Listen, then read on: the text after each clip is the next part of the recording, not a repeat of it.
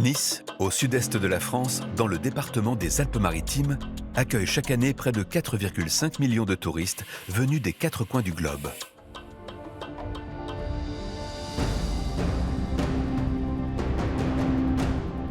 Et pour cause, depuis le vieux Nice et son dédale de ruelles, en passant par les élégantes places ou collines, la ville offre de multiples visages. Une série de monuments à l'incroyable richesse architecturale dont le plus ancien date du XIVe siècle.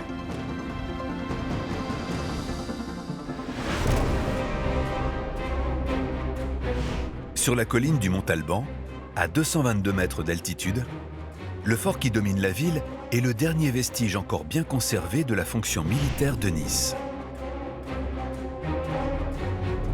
Nice a été une des plus importantes places fortes d'Europe. Le fort du Mont-Alban symbolise la fonction militaire de Nice qui date au moins de l'époque romaine. Nice est une ville frontière. Au cours des siècles, après l'époque romaine, elle devient successivement provençale, savoyarde, piémontaise et sarde, avant de devenir française. Nice se trouve à la frontière entre plusieurs espaces. Le royaume de France au-delà du fleuve le Var, l'Italie qui faisait partie du Saint-Empire romain germanique et qui dit zone de contact doit dire aussi zone de protection. Il faut se protéger des attaques ennemies. En 1557, après le siège du château de Nice par les armées franco-turques, le duc de Savoie Emmanuel Philibert décide de fortifier la frontière maritime de son État. La principale hantise du duc de Savoie, c'est que le roi de France ne le dépossède de ses États. Le duc de Savoie fortifie parce qu'il se rend très vite compte que ces fortifications moyenâgeuses sur le château, c'est pas suffisant. Il faut prendre des mesures pour rendre difficile le fait de s'emparer de Nice.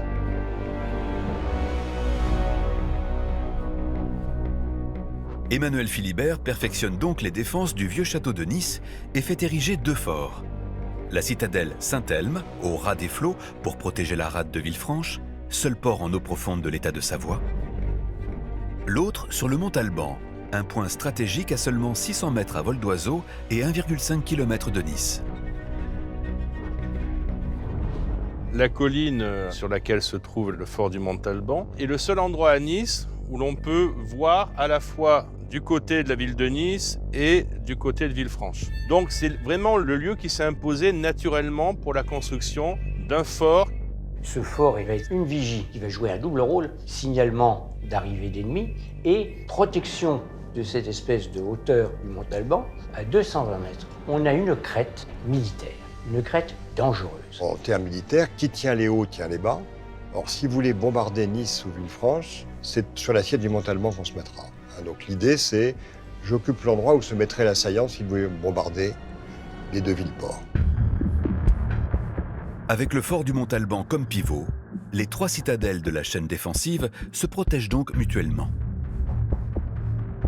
Construit en seulement 3 ans, directement sur la roche, le fort du Mont-Alban est un carré de 45 mètres de côté sur 14 mètres de hauteur, occupant une surface de 760 mètres carrés.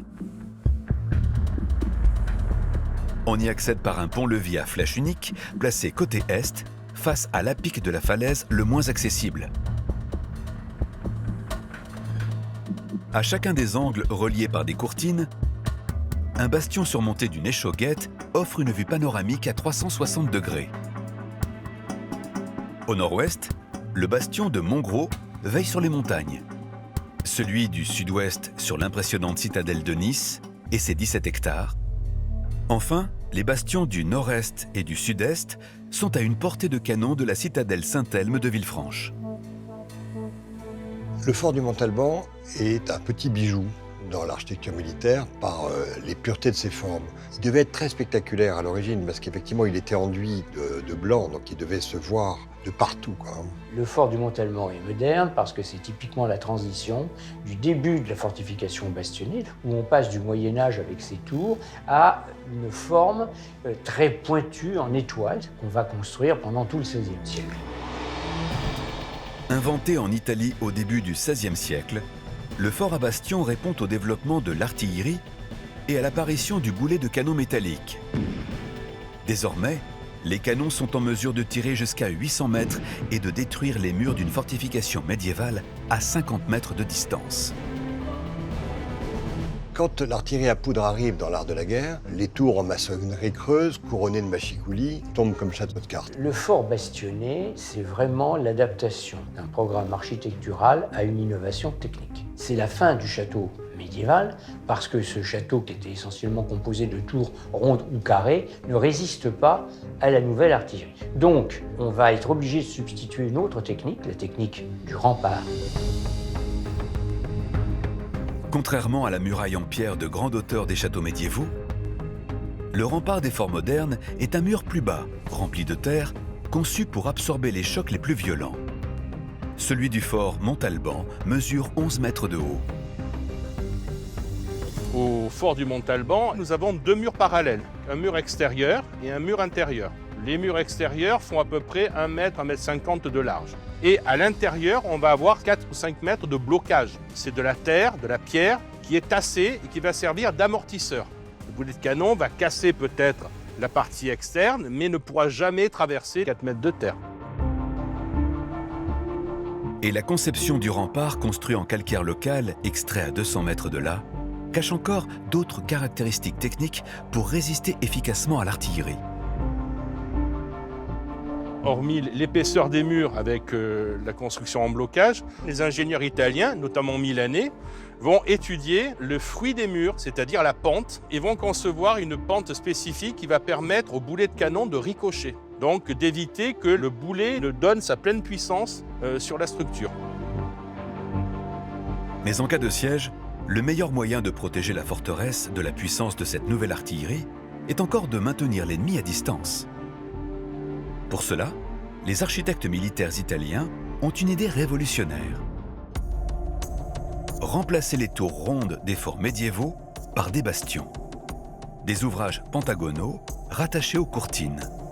Les bastions servent à protéger les différentes parties du fort et à opérer ce qu'on appelle des tirs croisés. Chaque bastion protège l'autre. C'est la protection mutuelle. Le bastion, par exemple, de Nice est défendu par le bastion de Villefranche pour que depuis chaque bastion, aucune portion de la base du rempart ne puisse être cachée. C'est ça la défense latérale. Il ne doit pas y avoir d'endroit qu'on ne voit pas pour pouvoir y mettre, par exemple, une mine et faire s'écrouler le rempart. L'assaillant ne peut donc s'approcher du fort qu'au prix de lourdes pertes matérielles et humaines. La vocation d'un fort bastionné, c'est surtout de créer ce que les militaires appellent un abcès de fixation. C'était l'idée de fixer l'adversaire. Une fortification ne sert pas à gagner la guerre. Une fortification sert à gagner du temps et à économiser des hommes. La garnison du Montalban, c'est 70 hommes, 100 hommes maximum. Mais ça oblige un adversaire qui l'encerclerait d'allonger la circonférence d'investissement, ce qui veut dire automatiquement d'augmenter de 10 à 20 000 hommes l'armée d'invasion. Et deuxièmement, ça permet de gagner du temps. L'idée, c'est justement de résister au siège pour permettre la mise en place de défense principale et surtout l'envoi d'une armée de secours.